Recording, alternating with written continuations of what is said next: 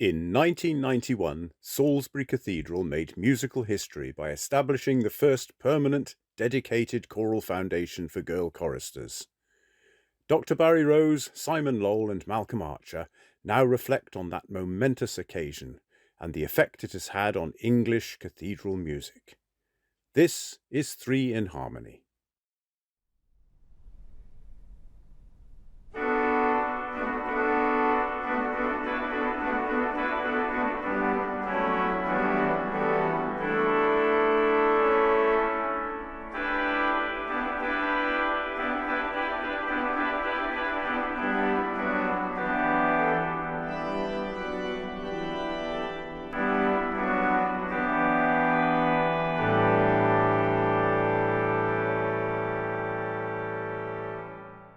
I remember the first piece of paper that came from Salisbury when they were starting the girls' choir, and it came from Richard Seal, the organist, and it said at the top, very cleverly worded, it said, "Time for a fairer song." Very good use of the word fairer, absolutely. I thought. And we, of course, as parents, then thought, well, at least I thought, what a wonderful opportunity for my daughter to be in what I then thought was the first girls' cathedral choir in the land. I mean, it was the first residential, wasn't it? The first part of the choral foundation. Yeah, that's right. But before that, of course, there had been a girls' choir at Bury St Edmunds Cathedral, and that had fallen foul of the provost, i.e. the dean there, and he had made the organist disband it, I think. Is that right? I mean, I believe so, yes. The new organist was hired, and one of his specific tasks was to get rid of the girls. So that was a sort of completely backward step. Totally. Yeah. Well, now, long before Salisbury started, the BBC Radio 4 ran a programme which they called, what was it called? I'm trying to remember now. Time for One Song or something like that. Right. And it was presented by the late Bob Priceman. And he raised the question of girls being in choirs. Now, I'm talking about 1984. That's 7 years before. Long time, yes, before Salisbury began. And I've got a small clip of it, which I'd like to play to you, if that's possible, because it features one of the very first girls, I won't say who actually got into the Salisbury Girls' Choir. Right. So can I play it to you? I mean, I'm not very good with technology, but I hope it's on my phone with any luck. Try this and see if it comes out. Let's sing Twinkle Twinkle. That's me. You have to sing it nicely, won't you? Yes. Are you ready then? Right, off we go then. Twinkle, twinkle, little star, how I love you, Very cute. Like a diamond.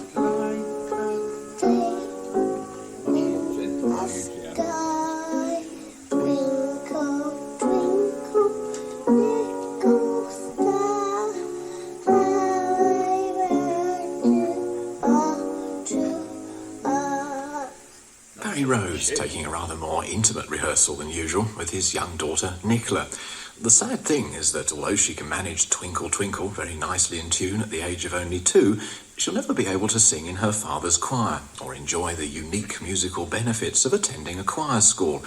That is, unless her father or one of the other cathedral choir masters has a change of heart. One person who's certainly toyed with the idea of opening his choir to girls is Alan Wicks, the organist of Canterbury Cathedral. He was very unhappy that his own 2 daughters were unable to share the privileges of the boys under his control. The boys in our choir sing more music in a week than most people have ever imagined in 6 months. The sheer amount of training and music that a boy in those circumstances does is so startlingly greater than anybody else at that age that there's very little you can compare it with. And therefore, since girls have never undergone this regime, how can we tell?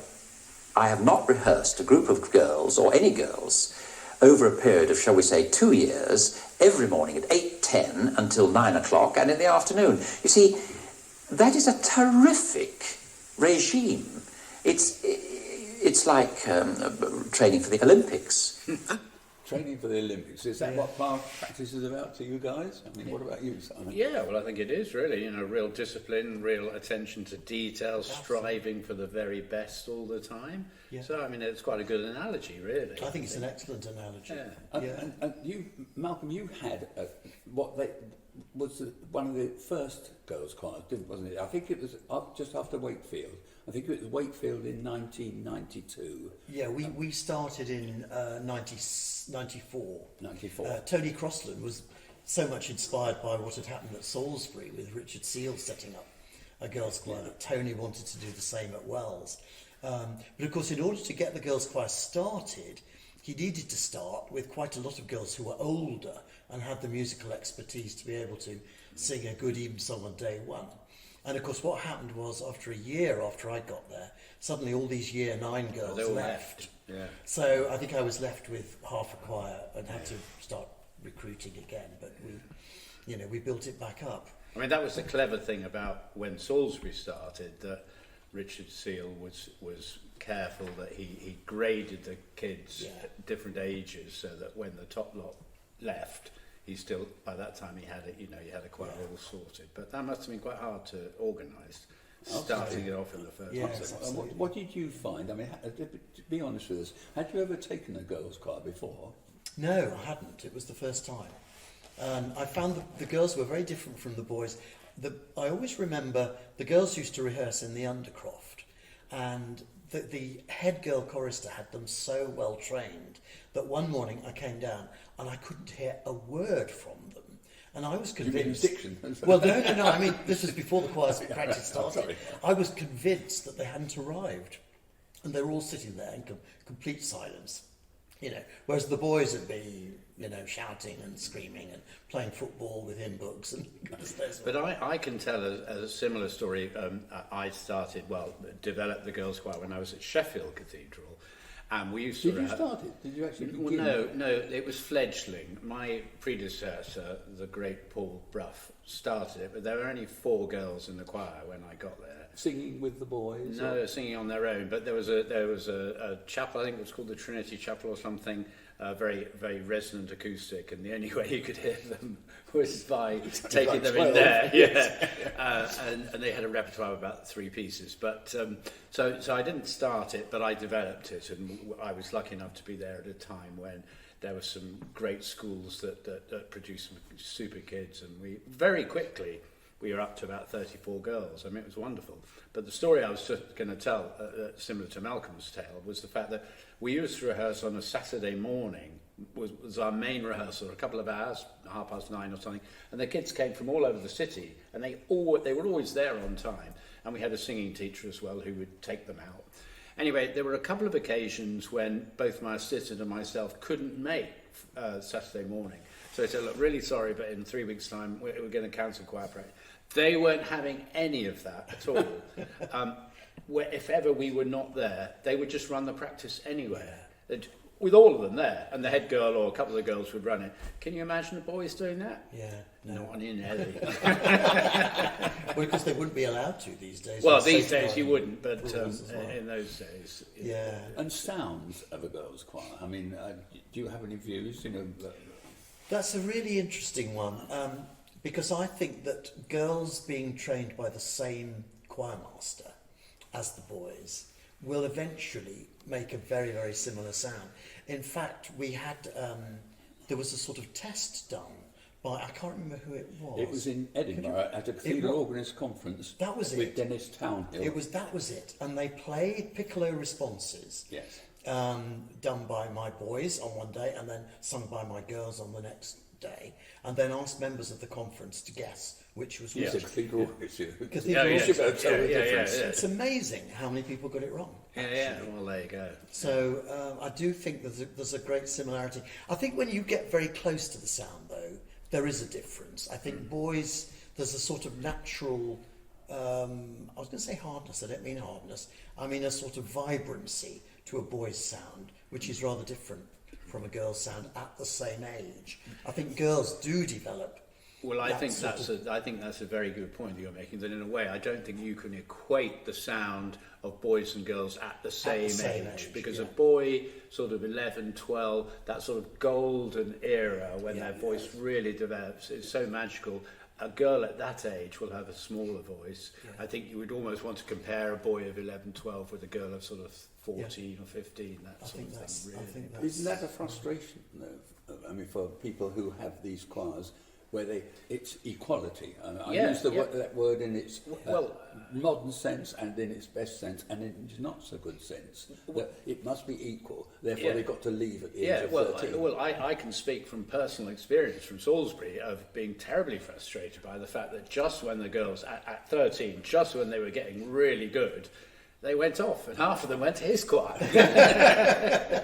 And of course, the temptation for any choir master recruiting, particularly in a mixed choir, recruiting boys and girls, is that, you know, a girl of 11 or 12, is going to be a very different thing to accepting a boy of 8 that you have to train, you know, and you do have to train them up in a different sort of way. And it must be very tempting, therefore, to take a really good girl over a boy of 8 with potential. And I think it's sort of borne out, isn't it, in one or two choirs that started as the same number of boys and the same numbers of I think we're talking about the same choir, which we won't actually name the place, but I do have chapter and verse on that the intention was 9 boys and 9 girls. And I believe you have up-to-date information. Well, I think now it's mainly girls. I think there are 2 boys. Yes, I think this was the first mixed cathedral choir in England. I think it was. Because there was one in Scotland, wasn't there? There was St Mary's Edinburgh. St Mary's Edinburgh, yeah. And I mean, what about risk-taking as singers? You know, I mean, soloists. You know, did you find with boys, you know, who wants to sing this solo? Your hands go up. Yeah. Girls. Yeah. Any difference? Absolutely. I mean, because girls at that sort of age didn't have the same sort of self-confidence that the boys had. So a boy would just have a go at it. I wouldn't mind if he absolutely messes it up. Whereas a girl will think very carefully at that question and think, oh, no, actually, I don't want to embarrass myself, so no, I'm not going to. I mean, that makes... We had a conversation earlier about how as choir masters, you train the kids and how you treat them. And I've had various conversations with various people, and I think we probably all agree that that probably with a boy you can chastise a boy, or you can get a boy to if a boy's not paying attention, you go, "Oi, Smith, pay attention," and he'll go, "Woo," and about 3 seconds later he's forgotten about it. You try the same with a girl; they don't talk to you for a week. That's a generalisation, but it's On the other hand, I found with the girls at Wells that if you mentioned a stylistic feature in, say, a 16th century piece, and you said to them, "Good Lord, this is getting deep." Can you apply that every time that comes? You know, can you do the same thing?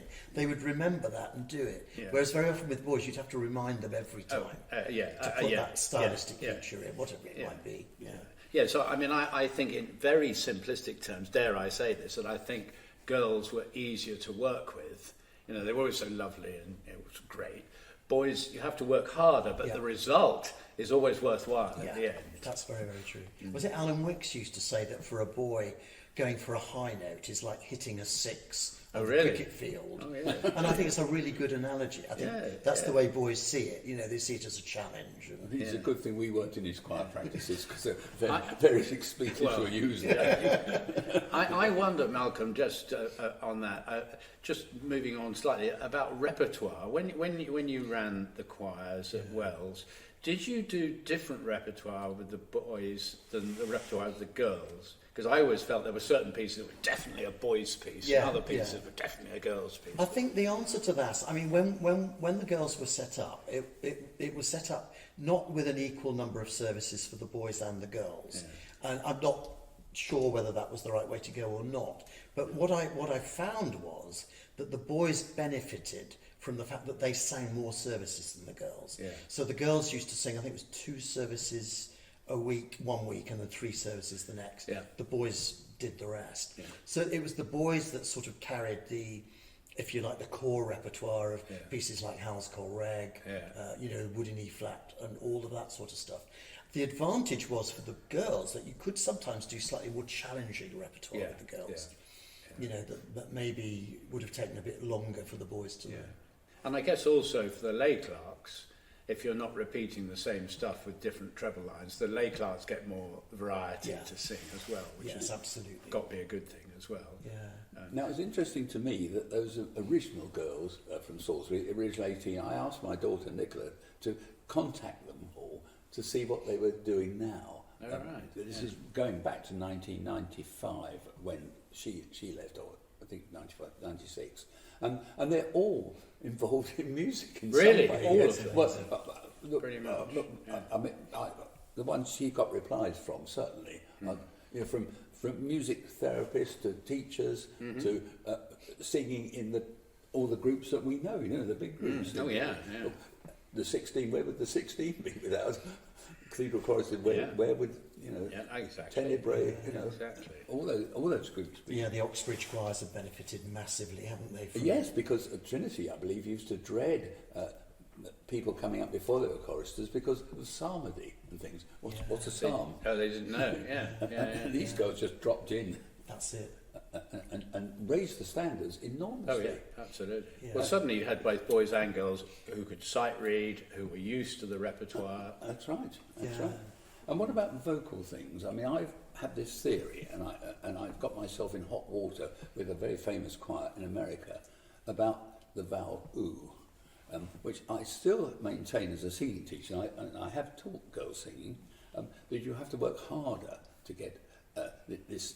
Stop and saying you as a boy does naturally. Now, has anybody found that or not? I did discover that. Yes, absolutely. I don't know what the reason for it is. It's the way we're built, I think. I mean, somebody's going to contradict me on this, but it's a matter of practice. That's all.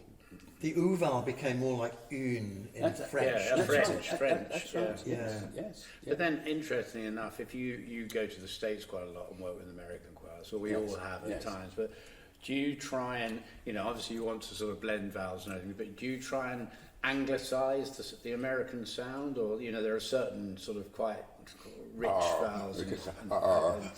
It's the tongue curling back. Yeah. Do you try and change that, or do you just let them sing naturally in their own? I've always let people sing naturally. I have to say it. Yeah. No, I agree with that. And of course, we're talking now about the old system. I'm sorry to call it the old system, where you have the separate boys' choir and the separate girls, as they still do at Salisbury. That is so, is it?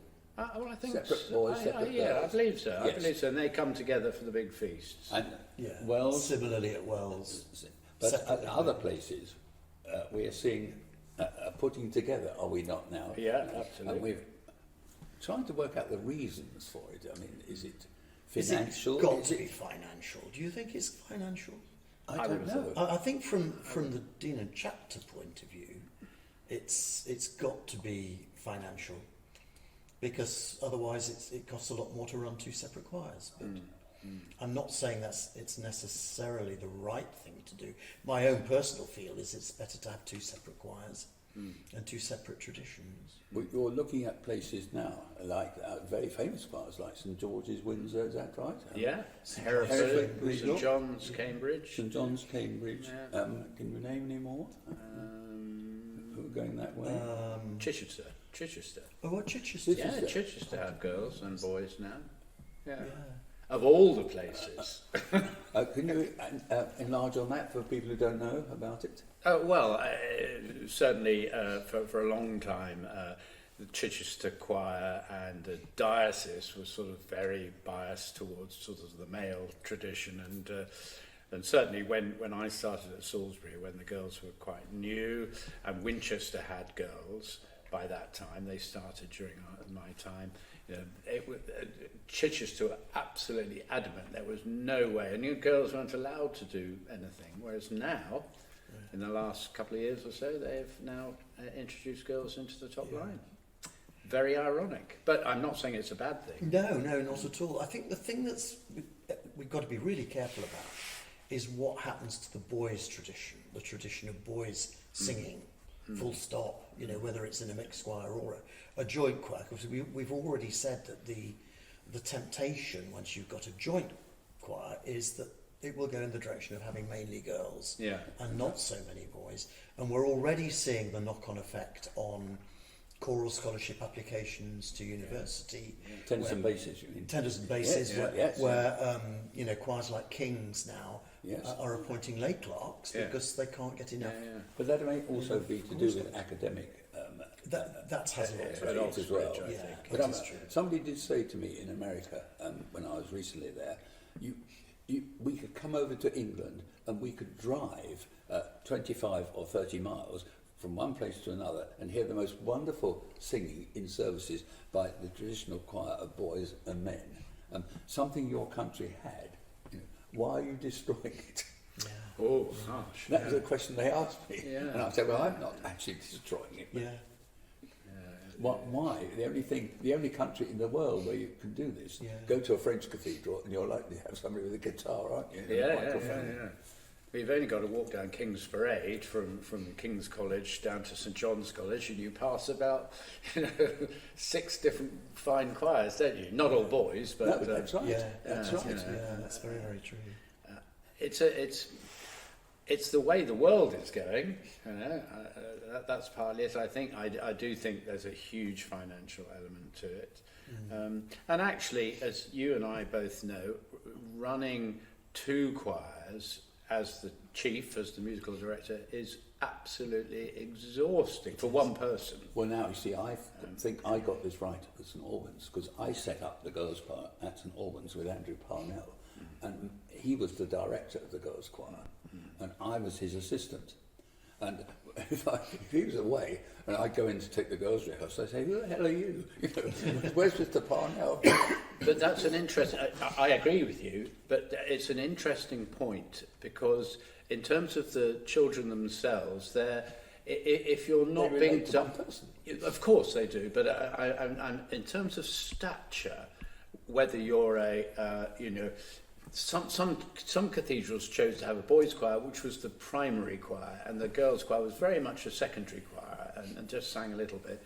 My point I'm trying to make is if the director of music doesn't run both, how does the choir that doesn't have the director as in charge, how do they perceive themselves as second-class citizens at all? I can't subscribe to that, I don't think. They relate to the person they know. They didn't know who I was at all. Right. And in fact, of course, I took the probationers, and I made a point of taking the probationers, girls and boys, together. Yeah, well, that's good. Yeah, that's a good idea. So they did learn together. Yeah. But I was definitely at number 2. It didn't worry me in the slightest. I don't think you need worry about that. Well, maybe not. I'm just asking. Yes. I'm sort of aware that. I mean, interestingly, that St Paul's, as you know, are about to start a girls' choir, and the director of music there is not going to run the girls' choir. They're going to have an assistant who runs that. Well, I suppose. Well, no, I get it. Having, it's really it's exhausting running both. But my point is simply, does that mean that if Andrew Carwood is not running the girls' choir, do they feel in any way lesser part of the setup? It's or not? probably It's to a do with question. opportunities, if they're getting the same opportunities as the boys in terms of big services. I mean, obviously at St Paul's there are a lot of big royal services and broadcasts and so on. So I think as long as they're getting the same opportunities, they probably won't feel that. Maybe I'm just playing devil's advocate. But no, it's a very good point. My worry is on a much broader scale. Not just in cathedrals, but there's been a diminishing number of boys singing in parish churches over the years. For lots of reasons. In schools as well. And schools as well. Wow. And they don't know what a hymn is when they even come to a voice trial. And I think the government need to step in and need to improve music teaching in school, but also opportunities for singing in schools. But I really I think that's think important. we come to celebrate the girls, which we have done. And I think the best way to do it is to let a original chorister from Salisbury, my daughter in fact, tell about her experiences and what it meant to her, perhaps. That's a good way to go out on this, isn't it, really? Somebody who was one of the very first, did it do anything for me. My name is Nicola Rose, and I was one of the 18 girls that was given the opportunity to form the new girls' choir there, to run alongside the boys' choir that had been there for hundreds and hundreds and hundreds of years. And there were 18 of us aged between 8 and 12. I was 9 when I went away to boarding school, to Salisbury Cathedral School, having been living in St Albans prior to that. So it was a big change, but all I ever remember it being was an exciting time and really full of opportunities and learning and friendships that were formed then, which have taken us through our whole lives. We're all very close still. Nicola Rose there, remembering her experience as a founder member of the Salisbury Cathedral Girls' Choir. If you would like to hear Nicola's complete recording, it is available here on the Malcolm Archer channel, and a link is in the description below. If you have enjoyed today's video, do please consider liking and subscribing, and as always, thanks for watching.